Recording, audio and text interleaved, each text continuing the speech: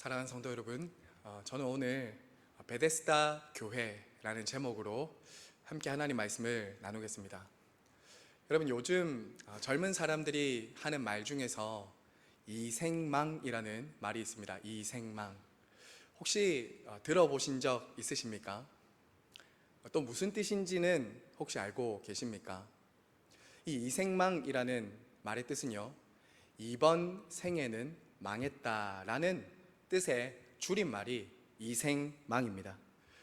물론 우리 기독교는 죽으면 천국에 가지 다음 생애가 있다는 것을 믿지 않기 때문에 사용해서는 안 되는 말이긴 합니다만, 요즘 젊은 사람들 또 청소년들 중에는 가진 것도 없고 백도 없고 실력도 없을 때 이번 생은 망했다, 나는 소망이 없다 라고 하면서 이생망이라고 말을 합니다. 여러분, 그래서 사람들 중에는 이 이생망을 벗어나서 좀 인생 역전해 보려고 꿈을 꾸기도 하는데요, 많은 사람들이 이 이생망에서부터 인생 역전을 꿈꾸기 위해서 하는 것이 무엇입니까? 많은 사람들이 하는 것이 있죠. 두 글자입니다. 바로 로또입니다. 로또. 사보신 분 혹시 계십니까? 사보신 분. 여러분, 로또에 당첨될 확률이 얼마나 되는지 혹시 아세요? 로또에 당첨될 확률 815만 분의 1입니다. 815만 분의 1. 이게 어느 정도인지 감이 잘 안 오시죠? 여러분, 우리가 길을 가다가 마른 하늘에 날벼락 맞는다라는 말이 있잖아요. 마른 하늘에 날벼락 맞는다고 할 때 그 확률이 28만 분의 1입니다. 그러면 로또 맞을 확률이 815만 분의 1이면 말도 안 되는 사실은 확률이거든요. 근데 수많은 사람들이 로또를 하죠. 왜 그렇습니까? 로또가 되면 이생망에서 인생 역전할 거라고 생각을 하기 때문이죠. 여러분, 또 한때 이 이생망에서 인생을 역전해 보려고 정말 물불을 안 가리고 경쟁을 했던 한 드라마가 하나 있었습니다. 아마 여러분들 중에서도 보신 분들이 계실 수도 있을 것 같은데요, 이 이생망에서 인생 역전을 꿈꾸면서 물불을 안 가리고 경쟁했던 드라마가 하나 있었어요. 그것은 바로 오징어 게임이었습니다. 오징어 게임 기억나시죠? 한 3년 전에 있었는데요, 여러분, 이 오징어 게임이 당시 사회적으로 이슈가 되고 또 많은 사람들에게 공감을 불러일으킨 이유가 무엇이었습니까? 바로 오늘 우리 사회가 그처럼 오징어 게임처럼 살아남기 위해서는 서로 밟고 경쟁해야 되는 그런 사회라는 것을 이 오징어 게임이 잘 보여줬기 때문에 당시 큰 이슈가 되고 사람들에게 공감을 불러일으켰던 것이죠. 자, 여러분, 그런데요, 이 로또와 이 오징어 게임이 가진 공통점이 무엇일까요? 이 로또와 오징어 게임이 가진 이 공통점, 오직 한 사람만 살아남는다는 거예요. 한 사람만 살아남는다는 거예요. 1등 선착순 한 사람만 살아남을 수 있다는 거죠. 마치 오늘날 우리가 살아가는 이 사회는 정글처럼, 동물의 세계처럼 약육강식, 적자 생존이라는 그 가치관과 논리가 이 사회를 지금 지배하고 있다는 것이죠. 여러분, 그런데 더 큰 문제가 무엇인지 아십니까? 이런 사회를 살아가면 살아갈수록 사람들의 내면이 피폐해진다는 것입니다. 사람들의 내면이 피폐해진다는 거예요. 우리나라가 OECD 행복지수가 꼴찌라는 것은 오랫동안 이미 우리에게 알려진 사실 아닙니까? 사람들은 늘 무언가에 쫓기는 삶을 살아갑니다. 비교의식과 상대적인 박탈감을 느끼면서 사람들은 그렇게 다른 사람 SNS 보면서 대리만족을 하고, 저 사람은 잘 되는데 나는 왜 안 될까라고 신세 한탄하면서 살아가는 것이 오늘날 우리 시대다라는 것이죠. 그리고 어쩔 수 없는 그 현실 앞에서 나는 흙수저로 태어나서 저런 사람들처럼 살지 못하는 것에 대해서 불만을 가지고 원망하며 분노하면서 살아가는 거죠. 그러다 보니까 사람들 마음에 무엇이 없는지 아십니까? 참된 안식이 없는 거예요. 쉼이 없는 거예요. 여유가 없는 겁니다. 여유가 없는 거예요. 뭔가 계속 달려야 될 것 같은 거예요.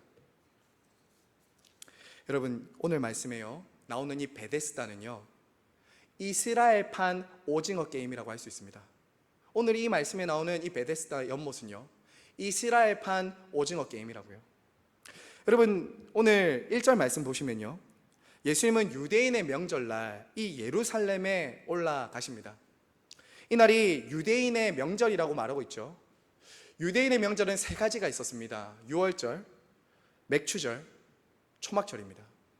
지금 이 명절이 이 3대 명절 중에서 어떤 명절이었는지는 정확하게 알 수 없습니다. 하지만 여러분, 이 날이 유대인의 명절이었고 안식일이었다라는 것을 감안한다면 지금 어떻겠습니까? 이 예루살렘의 분위기가 수많은 사람들이 지금 예루살렘에 모여 있었을 것입니다. 그렇죠? 그 축제의 분위기를 수많은 사람들이 지금 즐기고 있었을 거예요. 자, 2절에 한번 보실까요? 2절에 보시면 이 사건이 일어나고 있는 장소가 어딘가 우리에게 말해주고 있습니다. 2절이 어디죠 지금? 양문 곁에 있는 베데스다입니다. 베데스다. 여러분, 이 베데스다 연못의 이름의 뜻은요, 히브리 말로 베이트라는 집과 헤세드라는 이 두 단어가 합쳐진 말이에요.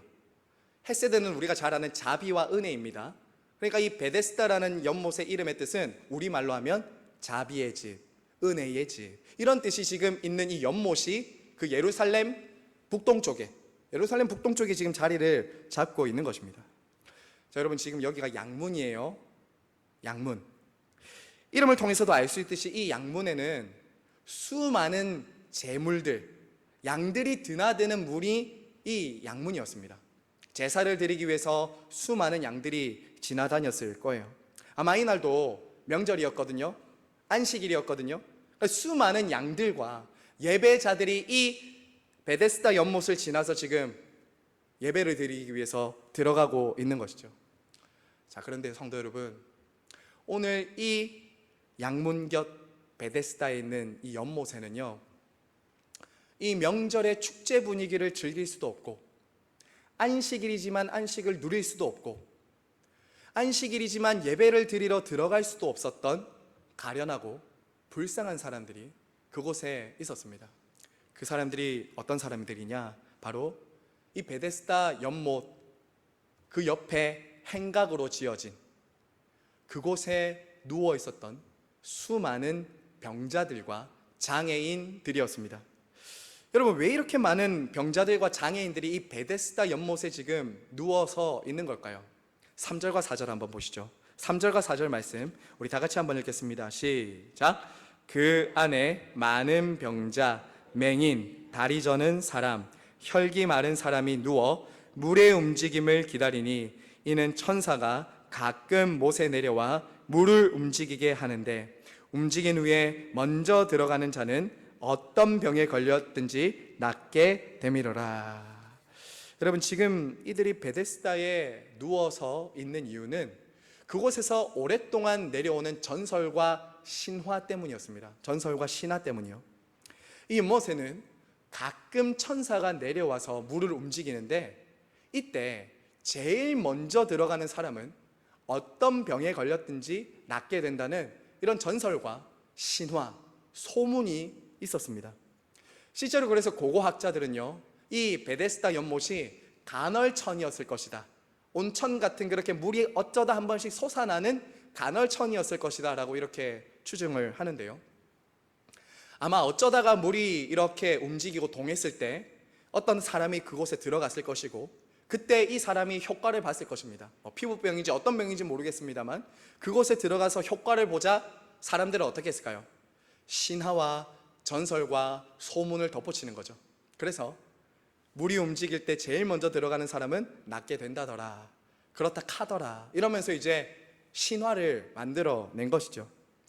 자, 여러분, 몸이 오랫동안 낫지 않고 불치병이 계속되면 사람들의 마음이 어떻습니까? 지푸라기라도 잡고 싶은 심정이 생기잖아요. 지푸라기라도 좀 낫고 싶다. 오늘처럼 의학도 발달하지 않은 시대였기 때문에 이것저것 다 해봤지만 소용없는 사람들은 지금 무엇 하나 믿고 지금 이 자리에 있는 겁니까? 베데스다에서 들려오는 소문, 그 신화, 전설 하나 믿고 그곳에 지금 물이 움직이기를 다 기다리고 있는 것이죠. 자, 그런데 말입니다, 여러분. 한번 생각해 보세요. 지금 이 베데스다에서 들려오는 이 소문과 전설이 얼마나 많은 사람들에게 큰 상실감을 주었을까요? 얼마나 많은 사람들이 이 베데스다에서 들려오는 소문을 믿고 그 자리에 왔다가 실망을 했겠냐고요. 자, 여러분, 지금 이들은 전설적인 소문 하나 믿고 그 자리에 와 있습니다. 그런데 어떻습니까? 물이 언제 움직일지도 몰라요. 언제 물이 움직일지 몰라요. 그리고 설령 물이 움직인다 하더라도 내가 들어갈 수 있는 게 확실합니까? 확실하지 않습니까? 확실하지 않아요. 내가 들어갈 수 있을지도 몰라요. 거기는 번호표도 없습니다. 거기는 오직 선착순 한 명만, 단 한 명만 물이 움직일 때 살아날 수 있기 때문에 그곳에는 많은 사람들이 한 사람 외에는 다 절망할 수밖에 없는 상황에 있는 것이죠. 특별히 여러분 3절 다시 보십시오. 3절에 나오는 이 사람들 있죠? 많은 병자, 맹인, 다리 저는 사람, 혈기 많은 사람. 이 사람들은 어떤 사람입니까, 여러분? 시각장애인, 지체장애인, 중풍병자라고요. 누군가의 도움이 없이는 절대 연못에 들어갈 수 없는 사람들이 지금 여기 있다고요. 이들은 늘 경쟁에서 도태되고 소외되는 사람들이 지금 그곳에 있는 것이죠. 자, 여러분 한번 상상해 보실까요? 우리 지금 예루살렘의 베데스다 연못을 한번 가봅시다. 여기에 지금 연못이 하나가 있습니다. 연못이 있습니다. 그리고 우리 다 환자입니다. 다 병자들입니다. 자, 옆에 물이 움직이기 시작합니다. 갑자기 물이 막 움직여요. 자, 그때 여러분 어떨까요? 우리 다 환자입니다. 어떨까요? 아이고, 김 집사님 물 움직인다, 빨리 들어가 있어. 아이고, 물이 움직이네, 형님 먼저, 아우 먼저. 그렇게 했을까요? 조금 전까지는 동병상련의 정이라도 흘렀을지 모르지만 물이 움직이자마자 다 내가 급하고 내가 아프고 내가 괴로우니까 어떻게 했을까요? 비키봐라 하면서 끌어내리고 밀고 저리 가라 하면서 내가 먼저 어떻게든 제일 먼저 들어가려고 했지 않았겠습니까? 그랬을 거예요. 베데스다가 그랬을 거라는 거죠. 여러분 한번 생각해 보세요. 지금 베데스다에 무슨 일이 일어나고 있는 겁니까? 무슨 일이 일어나는 거죠? 자비와 은혜의 집이라는 이름은 있지만 그 이름에 걸맞지 않는 이율배반적인 일이 이 자비와 은혜의 집이라는 베데스다에서 일어나고 있는 것이죠. 수많은 사람들이 이곳에 와서 희망을 찾고 나아보려고 하고 있지만 헛될 뿐이에요. 헛될 뿐이에요. 왜 그렇죠?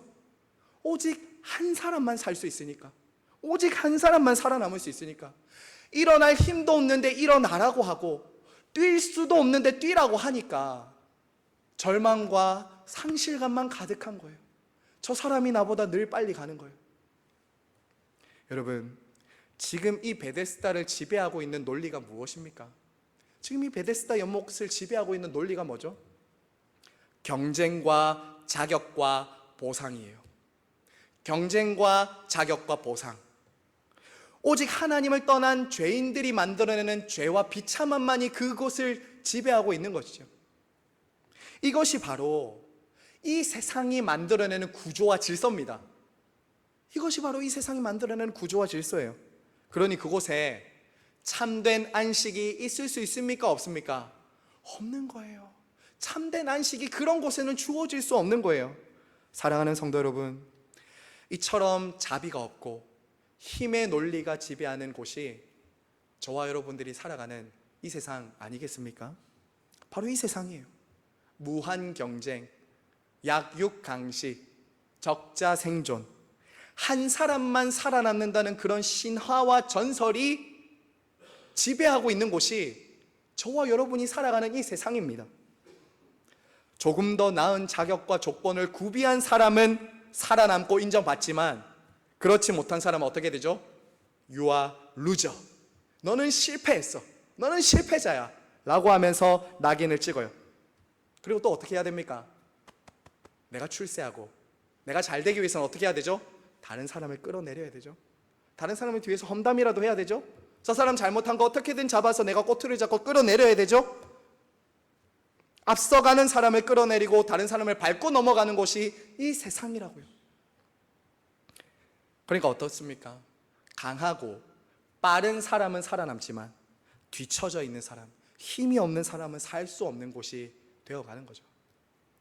특별히 여러분, 우리 주변에 그처럼 소외되고 뒤처지는 사람들, 어떤 사람들이 있을까요? 우리 주변에 늦고 이 사회에서 많이 소외되고 뒤처지는 사람들 우리 주변에 많이 있거든요. 오늘날로 치면 이런 사람들이겠죠. 사회적 소외계층, 사회적 약자들, 장애인, 다문화 가정, 소년 소녀 가장, 독거 어르신들, 이런 분들이 어쩌면은 이 사회의 경쟁 사회 속에서 도태되고 소외되고 있는 사람들이라고 할 수 있습니다. 여러분, 우리나라가요, 예전에 비해서 복지가 많이 좋아졌다고 하지만 여전히 부족한 것이 많습니다.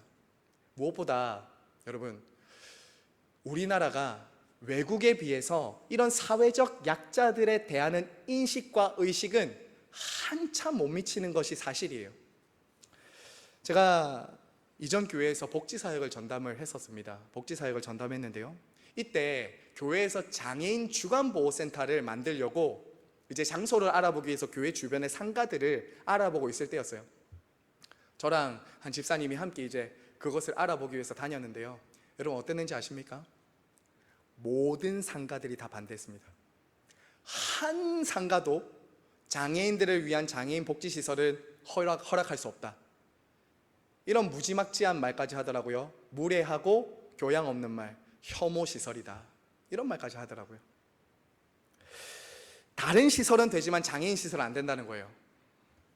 여러분, 한편으로 제 마음속에 이 상권에 혹시라도 이게 피해를 줄 수 있나? 라는 생각이 들면서도 한편으로는 굉장히 화가 났습니다. 왠지 아십니까? 장애인과 연약한 사람들과 소외된 사람들과 함께 살아가는 상생과 공생과 은혜와 자비 같은 거는, 그런 의식은 전혀 없고 오직 자신들의 이익만 생각하는 무자비함만을 보았기 때문입니다. 무자비함만 봤어요. 그런데 성도 여러분, 더 큰 문제는 무엇인지 아십니까? 더 큰 문제가 있어요. 그것은 이러한 잘못된 논리와 신화가 자비의 집이라고 불리는, 은혜의 집이라고 불리는 교회 안에도, 성도들 안에도 들어올 수 있다는 거예요. 들어올 수 있다는 거예요. 여러분, 교회가 복음의 능력을 상실할 때 제일 먼저 사라지기 시작하는 것이 무엇인지 아십니까? 자비와 은혜가 점점 사라집니다. 사랑이 식어지는 거예요. 사랑이 식어진다고요. 끊임없이 자신과 다른 사람들에게 자격과 조건을 요구합니다. 교회 안에서도 이상한 전설과 신화를 만들어내요. 어떤 전설과 신화가 있습니까? 열심히 교회 봉사해야 돼, 열심히 교회 해야 돼, 그렇게 하면 하나님이 복 주셔, 그렇게 하면 하나님이 낫게 해주셔. 그런 전설과 신화를 붙들고 종교적인 열심을 내는 거예요. 사람들이 그렇게 해야 된대, 막 해야 된대. 그리고 그렇게 하지 못하는 사람들 어떻게 합니까? 정죄하는 거예요. 정죄하는 거예요. 여러분, 그러면 정말 교회에서 주님의 돌봄과 손길이 필요한 사람들은 어떻게 됩니까? 점점 소외되는 거예요. 우리끼리 경쟁하고 우리끼리 있다 보니까 다른 사람들 다 정말 교회가 해야 될 일들에 대해서는 소외된 사람들은 점점 관심 밖으로 나가는 거죠. 여러분, 그런데요, 당시 유대인들이 그랬어요. 당시 유대인들이 그랬어요. 제가 오늘 읽지는 않았지만요, 38년 된 병자가 고침받은 이후에 어떤 일이 일어나는지 아십니까? 유대인들이 예수님께 딱 와요.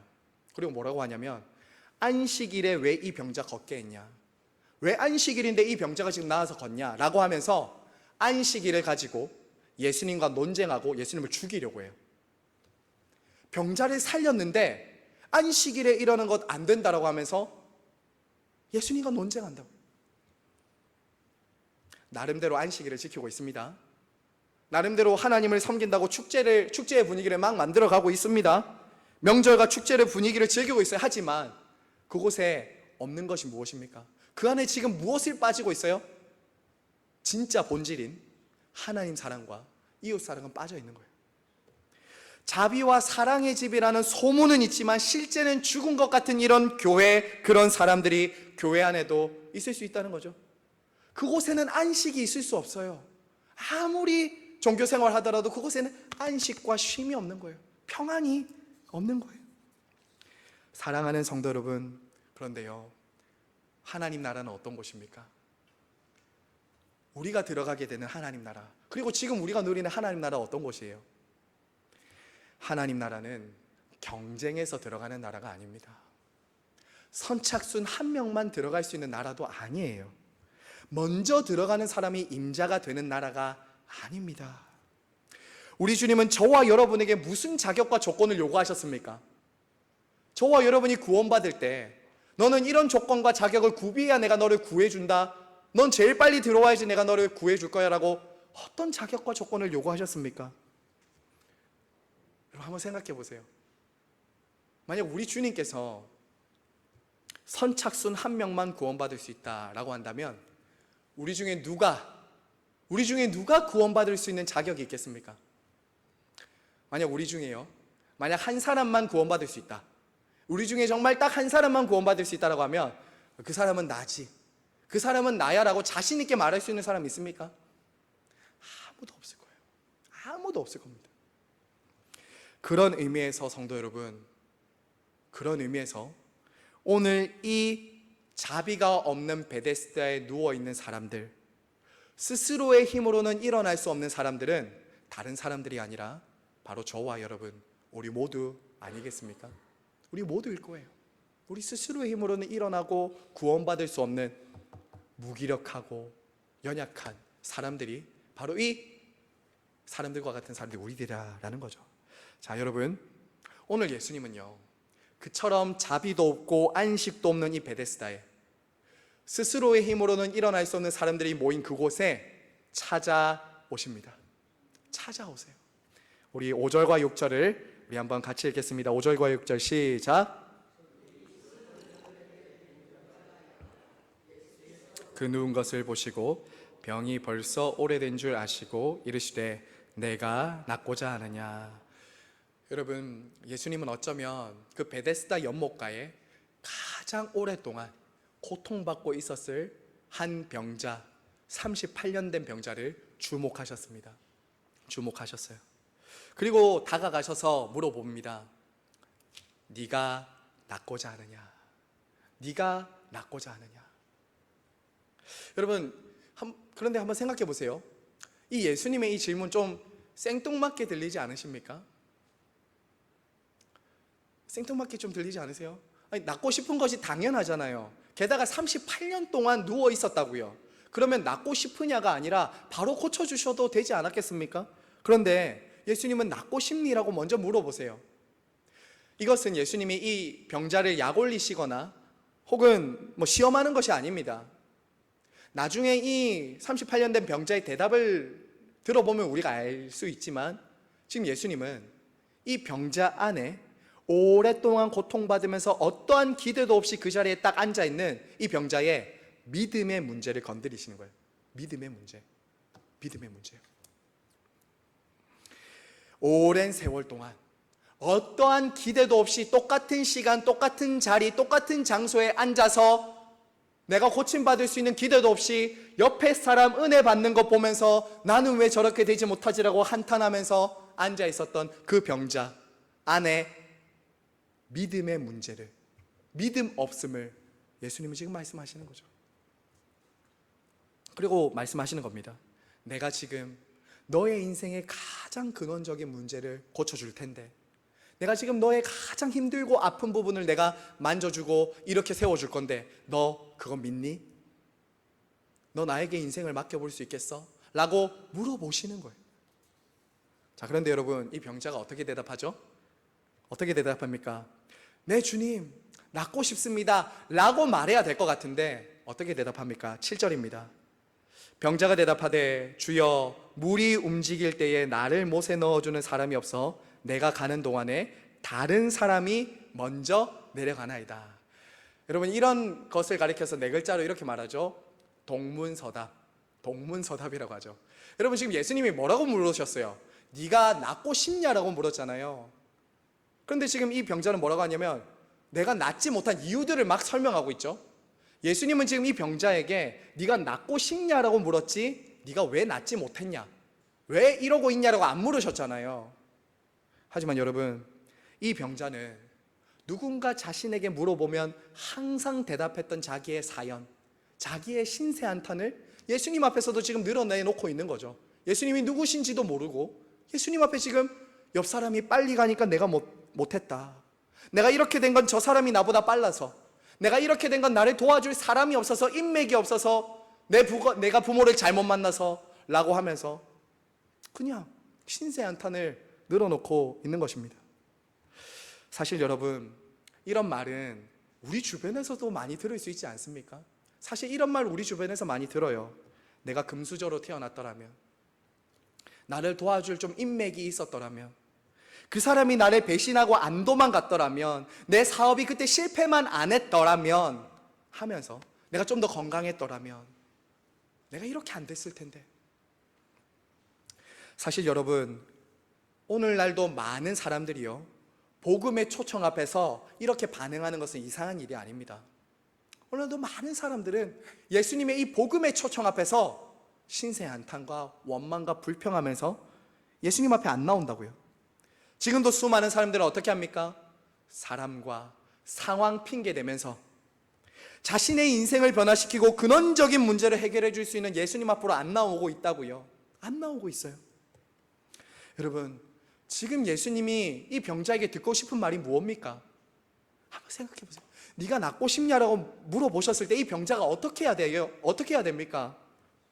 네 주님 저 낫고 싶어요. 저 스스로는 고침받을 수 없는 사람이에요. 저는 무능합니다. 저는 무기력합니다. 저를 좀 도와주세요. 저를 고쳐주세요 라고 하는 것을 지금 예수님이 요구하시는 거잖아요. 그런데 지금 이 병자는 그런 기대도 그런 믿음도 없이 똑같은 자리에 앉아서 그냥 가만히 다른 사람 은혜 받고 다른 사람 잘 되는 것만 보고 원망 불평만 하고 있더라라는 거죠. 그래서 예수님 어떻게 하시는가? 이 병자에게 명령하십니다. 자, 여러분, 우리 8절 말씀 다 같이 한번 읽겠습니다. 8절입니다. 시작. 예수께서 이르시되 일어나 내 자리를 들고 걸어가라 하시니. 자, 여러분, 예수님은 이 38년 된 병자를 물로 데려가시는 것이 아니라 명령하십니다. 내 자리를 들고 일어나 걸어가라. 그러자 38년 동안, 3년 8개월이 아닙니다. 38년 동안 일어나서 걷지 못했던 사람이 일어나게 되었다고요. 그리고 한 번도 들어가 보지 못했던 성전에도 들어갔을 거예요. 하나님을 예배하게 되었을 거예요. 주 안에서 사랑하는 우리 시냇가의 심은교회 성도 여러분, 예수님이 어떤 분이십니까? 예수님이 어떤 분이세요?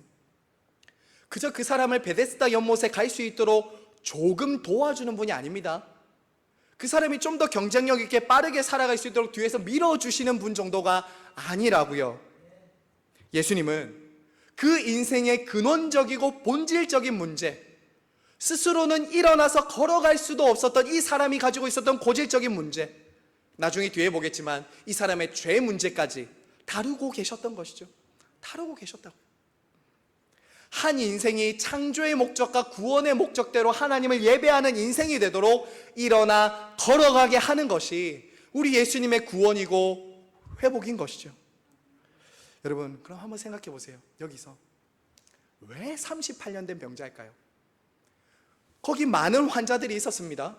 거기 많은 병자들이 있었다고요. 그런데 왜 38년 된 병자를 고쳐주셨냐고요? 다른 병자들은 안 나왔습니다. 딱 이 사람만 나왔다고요. 여기서도 마음이 조금 꼬여서 왜 예수님이 그 사람만 고쳤냐, 다른 사람들 다 좀 고쳐주지, 다 일어나 걸어가라 하면 되지, 왜 이 사람만 고쳤냐라고 생각하시면 안 됩니다. 그렇게 꼬여서 말씀을 읽으시면 안 됩니다. 지금 예수님이 왜 이 사람을 고쳤을까요? 가장 절망적인 사람, 가장 오랫동안 아팠던 이 한 사람을 고쳐주심으로 모든 절망과 좌절 가운데 있는 사람들, 스스로의 힘으로는 일어나고 나을 수 없는 사람들에게 누구나도 구원해 줄 수 있다는 것을 보여주시는 것이죠. 주 안에서 사랑하는 여러분, 은혜와 자비가 무엇입니까? 은혜와 자비가 무엇이죠? 제일 먼저 오는 사람에게 주시는 것이 은혜가 아닙니다. 제일 먼저 오는 사람에게 주시는 게 은혜가 아니에요. 꼴찌에게도, 자격 없는 사람들에게도 주는 것이 하나님의 은혜와 자비입니다.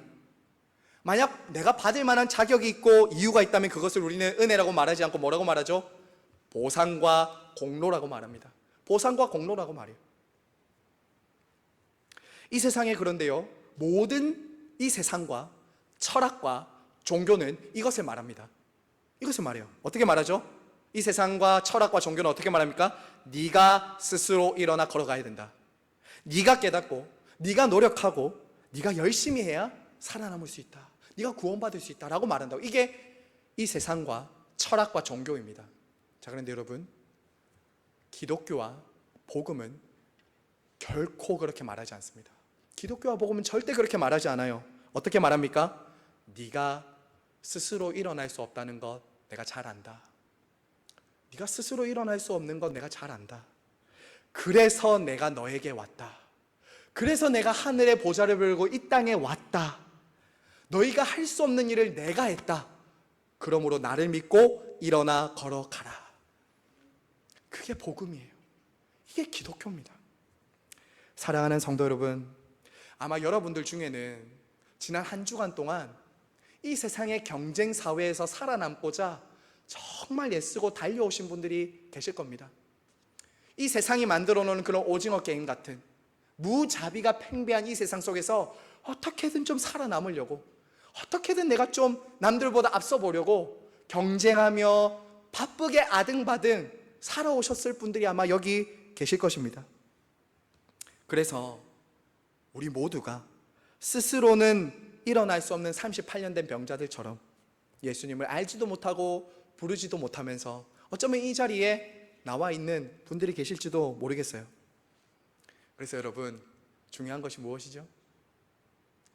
저와 여러분들이 지금 예수님의 이름을 부르고 있고 그분의 이름을 알고 일어나서 주님을 예배하고 있다면 주님이 나 같은 사람을 먼저 찾아오시고 불러주셨다는 그 은혜와 증거인 것이죠. 그분이 나를 먼저 아시고 불러주셨다는 겁니다. 그래서 여러분, 저는 은혜의 또 다른 이름을 이렇게 말하고 싶어요. 은혜의 또 다른 이름은 구체적으로 조금 더 한 문장으로 정리하면 예수님이 나를 아시고 부르셨다. 예수님이 나를 먼저 아시고 부르셨다는 거예요. 38년 된 병자가 예수님을 먼저 알아본 게 아닙니다. 38년 된 병자가 예수님을 먼저 찾아간 게 아니라 찾지도 부르지도 믿음도 없었던 그 사람을 아무 의미 없이 그 자리에 똑같은 자리 똑같은 장소에서 그냥 앉아 있었던 그 사람을 예수님이 먼저 찾아가시고 만나시고 불러주신다. 이것이 은혜의 또 다른 이름이에요. 은혜의 또 다른 이름이에요. 그분이 나의 가장 깊은 근원적인 문제와 아픔을 보셨다. 그리고 그분이 만들어주신다. 이 세상 가운데 참된 안식 없이 무기력하고 가련하게 살아가던 나를 그분이 보시고 아시고 불러주셨다. 이것이 복음이고 은혜인 것이죠. 은혜인 거예요. 그래서 여러분, 예수님을 만났다는 많은 사람들의 간증이 어떻습니까? 예수님을 만났다는 많은 사람들의 간증은 이런 것이 아닙니다. 내가 이렇게 했더니, 내가 저렇게 했더니 잘 되고, 내가 이렇게 했더니 됐대. 아니에요. 진짜 은혜를 받은 사람의 간증은 무엇입니까? 누구도 나를 돌아보지 않았는데, 내가 하나님을 잘 찾지도 않았는데 그분이 아무것도 할 수 없는 무기력한 나를 찾아오시고 만나주시더라, 나를 부르셨더라 라고 하나님의 은혜와 자비만을 말하게 되는 것이죠. 사랑하는 성도 여러분, 혹시 우리들 가운데요, 지난 한 주간 동안도 바쁘게 쫓기고 자격과 조건을 구비해야 된다는 이 세상 가운데 안식과 은혜를 경험하지 못하고 살아오신 분들 혹시 계십니까? 그렇다면 오늘 이 주님이 말씀하시는 이 말씀에 귀를 기울이십시오. 네가 낫고자 하느냐? 네가 낫고자 하느냐? 그리고 그 질문에 대해서 이렇게 반응하십시오. 저를 좀 빨리 달릴 수 있도록 도와주십시오. 이렇게 말하지 마시고 오늘 이 시간 기도하실 때 이렇게 기도하시라고요. 네, 주님, 낫고 싶습니다. 네, 주님, 저 스스로 일어날 수 없는 사람입니다. 제 손 좀 잡아주시고 저 좀 일어나서 하나님을 위해 살도록 도와주십시오 라고 인정하고 겸손히 그분 앞에 손을 내미십시오. 오늘 그 사람에게 구원이 임하게 될 줄로 믿습니다. 여러분, 말씀을 맺으면서요, 저는 오늘 이 베데스다의 말씀을 우리 교회적으로 좀 적용을 하면서 마무리를 하려고 합니다. 여러분, 교회는 또 다른 이름이 있습니다. 그것은 한번 받아서 같이 해주시겠어요? 자비와 은혜의 집입니다. 교회의 또 다른 이름은 자비와 은혜의 집이에요. 교회를 다스리는 가장 기본적이고 가장 중요한 원리는 자비와 은혜예요. 왜냐하면 우리가 자비와 은혜로 구원받았으니까 너무나도 당연한 거예요. 특별히 교회는 오늘날 우리 주변에, 우리 지역 주변에 소외되고 외면당하고 고통받는 이웃들의 은혜와 자비의 집이 되어줘야 돼요. 결코 교회는 폐쇄적으로 우리들끼리 이웃과 지역사회와 단절된 채로 우리끼리 모이는 곳이 되어서는 안 된다라는 거예요. 지난 주중에요, 다른 교회 권사님으로부터 전화 한 통을 받았습니다. 제가 아는 한 권사님이 전화를 주셨어요. 이 권사님은 오랫동안 개척교회와 미자립 교회들을 섬기고 싶어하는 그런 마음을 가지고 계셨던 권사님이셨어요. 그런데 하나님께서 이번에 그런 은혜와 힘을 주셔서 저한테 전화를 주신 겁니다. 저한테 전화를 주셨어요. 그리고 거액의 헌금을 보내오셨습니다. 거액의 헌금을 보내주셨어요.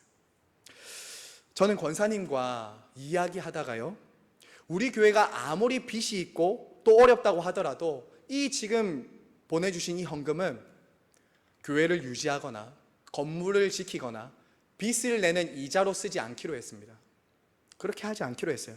이 돈은 우리 주변, 우리 지역 주변에 있는 어렵고 소외된 이웃들을 위해서, 그리고 우리 교회가 다음 세대를 준비하는 데 이 헌금은 쓰기로 했습니다. 그렇게 그 권사님의 본의의 뜻에 따라서 사용할 것입니다. 사랑하는 성도 여러분, 우리가 왜 그렇게 해야 되죠? 우리가 왜 그런 일을 해야 될까요? 교회는 은혜가 다스리는 곳이기 때문입니다. 교회는 자비와 은혜를 흘려보내는 공동체가 돼야 되기 때문이죠. 세상의 논리가 아니라 은혜가 사람을 살린다는 것을 아는 곳이 교회이기 때문이에요. 그래서 이 세상의 논리와 원리에 따라서 소외되고 뒤처지고 루저라고 실패자들로 낙인 찍힌 그런 사람들에게 찾아가서 손을 내밀어서 그들 스스로 일어날 수 없을 때 그들의 손을 잡아주는 것이 교회가 돼야 되는 것인 것이죠. 그래서 저는 기도합니다. 저는 정말 기도해요. 우리 교회가 베데스다 공동체 같은 교회가 되길 원해요.